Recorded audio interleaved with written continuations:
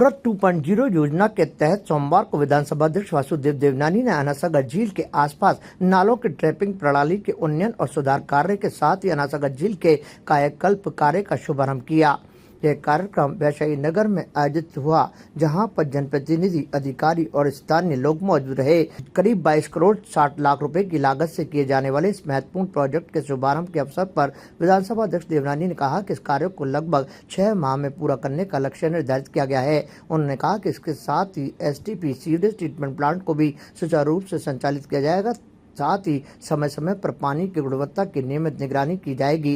उन्होंने कहा कि परियोजना पूरी होने के बाद अनासागर झील में नालों का गंदा पानी आने पर प्रभावी रोक लगेगी, जिससे झील का संरक्षण सुनिश्चित होगा और जल की गुणवत्ता में सुधार आएगा। उन्होंने इसे अजमेर की पर्यावरणीय धरोहर को सुरक्षित रखने की दिशा में महत्वपूर्ण कदम बताया। कार्यक्रम के दौरान उपस्थित जनप्रतिनिधियों और स्थानीय लोगों ने विधानसभा अध्यक्ष देवनानी का स्वागत किया और इस परियोजना को शहर के लिए महत्वपूर्ण पहल बताते हुए इसके शीघ्र और गुणवत्तापूर्ण क्रियान्वयन की उम्मीद जताई। उन्होंने कहा कि जिस तरह से अनासागर झील को साफ सुथरा करने के लिए सरकार कटिबद्ध है, उस मामले में राजनीति नहीं होनी चाहिए, बल्कि सभी को मिलकर काम करना चाहिए ताकि अनासागर झील, जो कि काफी ऐतिहासिक है, पूरी तरह से सुरक्षित नजर आए।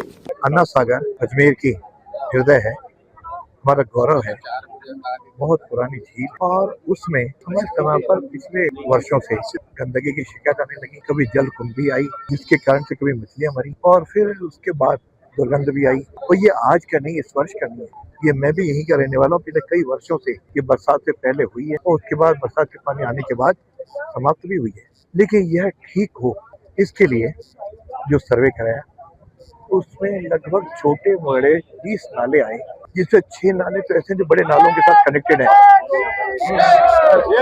कुल 14 नाले आइडेंटिफाई किए, जिसका ट्रैकिंग, जल प्रदूषण रुके और साथ में पानी की गुणवत्ता भी बढ़े। उसके लिए आज इन 14 नालों को ट्रैक करते हुए हम एसटीपी तक ले जाएं।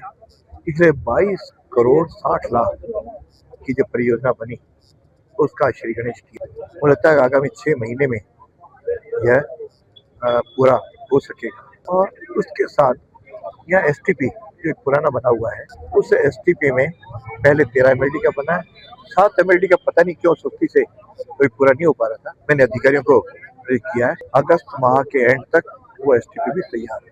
और इन 20 जो एमएलडी पानी होगा, इसकी हर महीने गुणवत्ता क्यों चेक करते रहे, ताकि अनासागर में कोई भी गंदा पानी न गिरे, और इस आधार पे अनासागर को शुद्ध बनाए रखने के लिए डीसिल्टिंग का काम भी स्वीकृत हुआ है, जिसमें इस अनासागर के लिए 10.5 करोड़, पता नहीं 78 करोड़ और कहां से चर्चा चल पड़ी है। और अपने वरुण सागर, जिसके हमारे वरुण सागर में तो शायद 5 करोड़ के आसपास ही खर्चा होगा, टोटल 31 करोड़ का माई आगे ठेठ तक लंबा है प्रोजेक्ट, तो उसके हमने शिलान्यास कर दिए श्री गणेश।